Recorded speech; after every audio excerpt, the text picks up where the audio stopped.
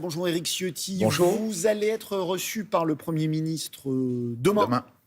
Qu'est-ce que vous allez lui dire vous avez quelque chose à lui dire à ce Premier ministre? Oui, d'abord, je vais lui remettre notre contre-budget, nos propositions pour réduire les dépenses publiques en France. Parce qu'on est dans un débat un peu ahurissant.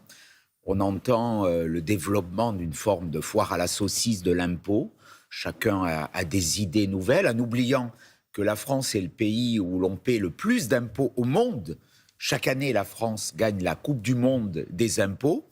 Et on a comme seul débat, alors qu'il y a des déficits publics de 180 milliards d'euros, qu'on dépense plus que ce que l'on gagne, la seule idée, c'est d'augmenter encore plus les impôts. C'est délirant. Donc on va, et je vais donner au Premier ministre notre plan de réduction de 100 milliards de la dépense publique, 20 milliards notamment sur l'immigration. Personne ne parle du coût de l'immigration.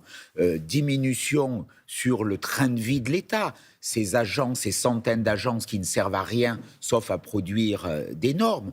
Diminution sur les aides à certaines énergies renouvelables qui sont totalement inutiles. L'Allemagne vient d'ailleurs de diminuer considérablement ses aides. La Cour des comptes vient de dire que le coût de l'inaction était bien supérieur au coût de l'action en matière de climat. C'est une vision très idéologique, très idéologique. On voit bien qu'il y a des aides qui sont totalement inopportunes. La Cour des comptes, c'est idéologique. Qui profitent... La Cour des comptes n'est pas indépendante, c'est idéologique. Elle est dirigée par un ancien ministre socialiste, donc ça donne une petite tendance, comme d'ailleurs la plupart des grandes institutions aujourd'hui, ce qui pose un vrai débat démocratique.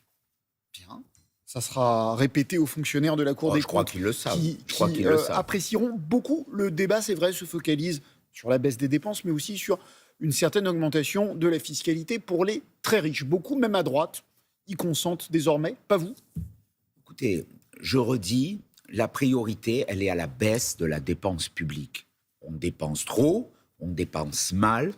Plus on dépense, moins nos services publics fonctionnent, moins ce que les Français la priorité, mais faut-il, doivent attendre. Ne serait-ce que pour que tout le monde consente à l'impôt, faut-il accepter que certains, très privilégiés, participent à la réduction des déficits? Mais tout cela peut se regarder, mais quand j'entends... Tout cela peut se regarder. Quand j'entends ces délires où l'on veut taxer l'outil de travail, où on serait le seul pays au monde à taxer l'outil de travail, alors qu'on a une économie qui est fragile, on a plus de chômage qu'ailleurs, on a des niveaux de salaire, et c'est ça le vrai problème, on a des niveaux de salaire pour les classes moyennes qui sont extrêmement faibles, trop faibles. Le salaire net est trop faible, parce qu'on paye sur le salaire brut, que ce soit pour l'entreprise ou pour le salarié, trop de charges. On a d'ailleurs, au niveau de l'UDR, porté un plan pour augmenter les salaires de 10% en supprimant la CSG. Tout cela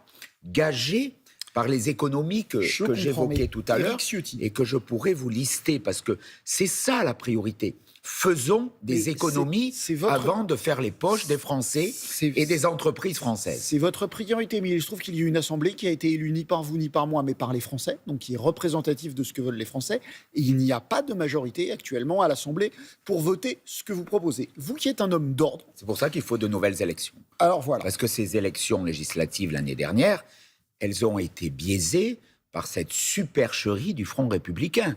Où on a vu... Personne n'a forcé les électeurs à voter. Pour nous empêcher de gagner avec Jordan Bardella, alors que la coalition que nous avions formée au premier tour, et qui était inédite, et j'ai voulu cette alliance entre les Républicains à l'époque que je présidais et le Rassemblement national de Jordan Bardella et de Marine Le Pen, c'était inédit. On nous a empêchés de gagner, mais malgré... On nous a rien empêché du Il y a tout. trois coalitions. Les électeurs ont choisi. Il y a trois coalitions. Personne ne force les électeurs à voter. Une a fait 11,5 millions de voix.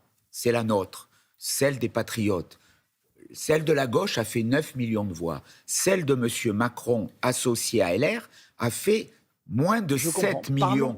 Et c'est celle qui a fait 7 millions qui, depuis un an, gouverne. C'est là où il y a une forme de contradiction majeure. Donc la solution... C'est la dissolution. C'est l'élection, en tout cas. Quand il y a problème, l'élection est toujours une solution. L'élection, y compris une élection présidentielle ? Bien sûr. Il y a deux solutions aujourd'hui. Mais vous êtes un gaulliste, les institutions disent que le président a été élu. Vous croyez que le général de Gaulle serait resté dans cette situation, justement ?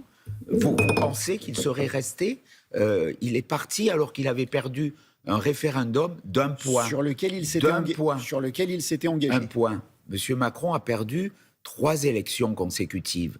Les législatives de 2022, les élections européennes, les législatives de 2024. Il n'est pas gaulliste, n'est pas le général de Gaulle qui veut. Mais à tout le moins, il a une arme, c'est la dissolution. Nous demandons une clarification. Aujourd'hui, on est dans un magma.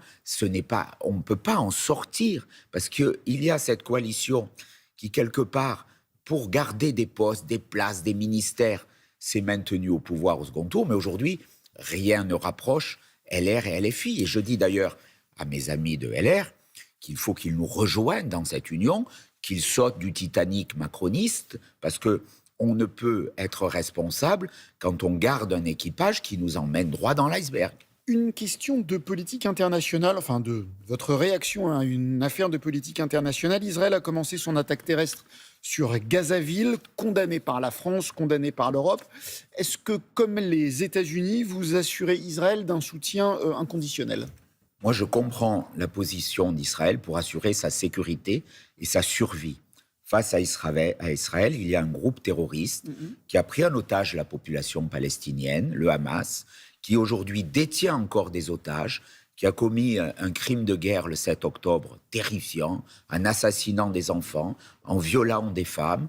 Eh bien, Israël garantit sa sécurité. Et puis, Israël garantit aussi quelque part, au-delà de ce qui se passe à Gaza, une forme de sécurité du monde. Moi, j'ai approuvé, contrairement à M. Macron, l'intervention en Iran. Parce que le fait que l'Iran, des mollahs, dispose de l'arme nucléaire, c'était tout sauf la sécurité du monde. Mais donc, la Commission des droits de l'homme de l'ONU dit pour la première fois qu'un génocide est en train, qu'il n'y a plus de risque de génocide, mais qu'un génocide est en train de se produire à Gaza et que c'est le gouvernement israélien qui en est responsable. Est-ce que la fin, l'objectif, éliminer le Hamas, objectif justifié, est-ce que la fin justifie les moyens ? Moi, je souhaite que ce conflit s'arrête. Il y a une forme simple pour qu'il s'arrête, c'est que le Hamas rende les armes, quitte la Palestine et libère les otages. Voilà.